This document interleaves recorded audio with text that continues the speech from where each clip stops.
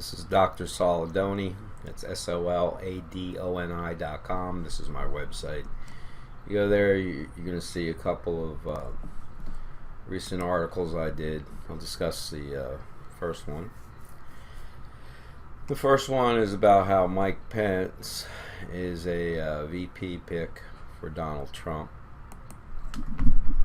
Now, people are saying right now in the media two things. A few media, like CNN, is saying already that Donald Trump selects Mike Pence. But a lot of other media saying, well, he hasn't made it official because of the Nice terrorism, he delayed his thing. So this is my article on it. You'll see a book we publish through Adoni Publishing, Trump Frauds. You go to trumpfrauds.com, get it. It's got a lot of great information. We're also behind trumpsucks.info, another good site for negative Trump information. And the reason we know it's Mike Pence is when you look at the schedule of the speakers at the Republican National Convention, everybody who was a candidate for the vice presidency has a spot to speak. They're listed speakers. The only person that's missing from having a scheduled appearance is Mike Pence. But there is a slot for the vice president candidate to appear. So, it looks like it's going to be Mike Pence. That's his spot. That's why he doesn't have another spot selected.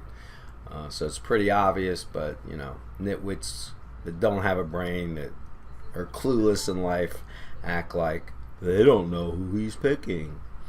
So just look at the scheduled list of speakers. You can see all the favorites are there with one exception. The guy who's going to speak in the vice presidential nominee pick spot. So yeah, Trump's VP horse is Mike Pence. He's got a much better political background than Donald Trump. He's governor of Indiana. He's a pretty calm guy compared to Trump, so it's actually a good counterbalance to his manic behavior. Shoot from the cuff. Pence is a politician, and he's actually a pretty decent pick, considering how bad Trump is. It's Dr. Soladoni. You can go to my site, and you can see all the books I've written and everything. Can get my views on what's going on in the world. My next video is going to discuss the terrorism in Nice and how it occurred on the European pentagram of blood, which I'll discuss in the next video. Pentagramofblood.com is a site my publishing company manages, and there's 7 pentagrams around the world. The main famous one is the North America one that has a lot of terrorism on it, and you also have a European one where Nice just struck. So here's the 5 major points: Stonehenge to the pyramids in Egypt to ancient Tripoli, over to a couple other spots that are connected to these ancient solstice lines. And Paris was on the line, and Samoa was on the line. And when you see where the European recent strike was, it's also on the line. I'll show you right here real quick.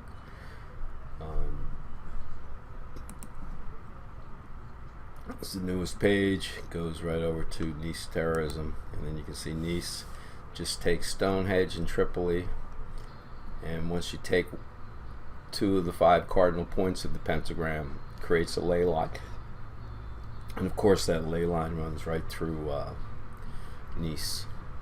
So Stonehenge, Tripoli, these are anchors in the pentagram of blood. These 2 cardinal points of the pentagram, Stonehenge and Tripoli, align so that the Nice terrorism is right on the line. So you can see, if you have a brain, how much of this map isn't on these lines. But yet over history, mankind is constantly drawn to the energy along these lines, and they put most of their major cities on these lines. Cairo's over here near the pyramids, Rome's on the line, Paris on the line, London, Moscow, a whole bunch of major cities make up these ley lines. And that's why when events happen, they're aligned to major energy nexus points that are on these ley lines, and most of the surrounding areas have very little violence on it compared to the violence that constantly seeps on these ley lines. So it's manic energy, and if you're interested in these pentagrams, you can go to pentagramofblood.com, and the European pentagram in Nice and Istanbul and Paris terrorism will be discussed in my next video. This is Solidoni from solidoni.com. Check out my site and read some of my books and learn something.